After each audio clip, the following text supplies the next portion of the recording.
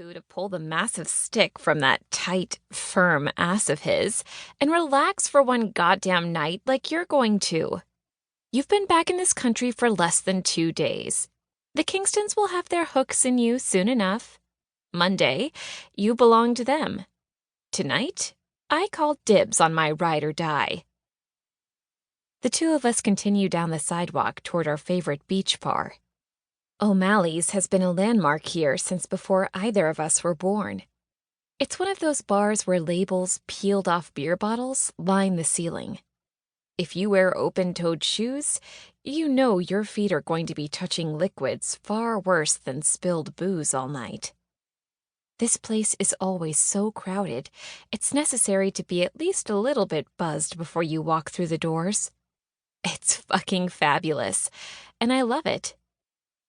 Love you, Jules, I tell her as we walk past the line of people outside of the bar, waiting to be let in, and right up to the bouncer she's been sleeping with all summer.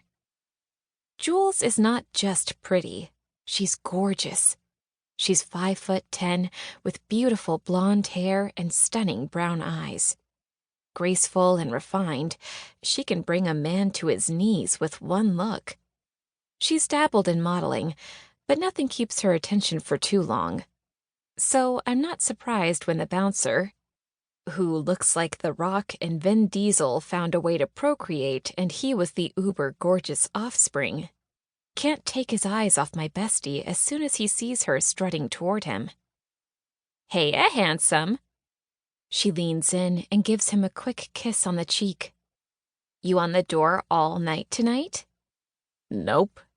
I've got another hour, maybe 2. Then I'm off." He leans in closer to Jules. "And you know, my favorite thing to do when I'm off is get you off." Jules pulls on his shirt before kissing him again as she starts to walk past. "Come find Lenny and me when you get off work, and maybe I can help you with that." She grabs my hand and pulls me behind her into the bar. "You ditching me in an hour, Jules?" I ask, already knowing the answer. She smiles her megawatt smile. "Maybe 2. At least you'll have the condo to yourself. Sean's place is just down the street, so we usually go there."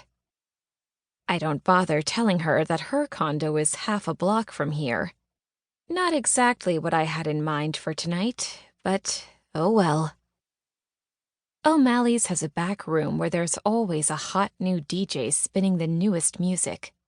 They usually have the wall open, giving easy access to the outdoor bar, complete with a sand-covered dance floor. You'd think that would be the room to be in, but Jules and I love the room you step into as soon as you walk through the front doors. We have ever since we got our first fake IDs 3 years ago.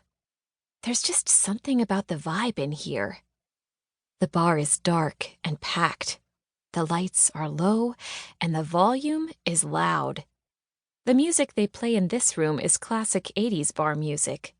Sweet Caroline by Neil Diamond, The Devil Went Down to Georgia by the Charlie Daniels Band, and Lola by the Kinks are just some of the house faves that get every person in the room singing along.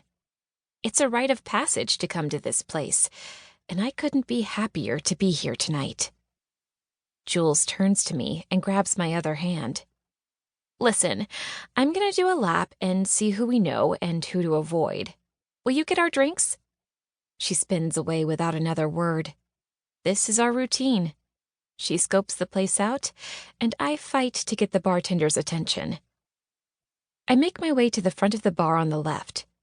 It may take a thrown elbow or two, but I get there. Getting the bartender's attention is another story. With guys twice my size standing on one side of me, and a girl whose boobs are showing so much, I think the string bikini I wore to the beach today may actually cover more than her shirt does.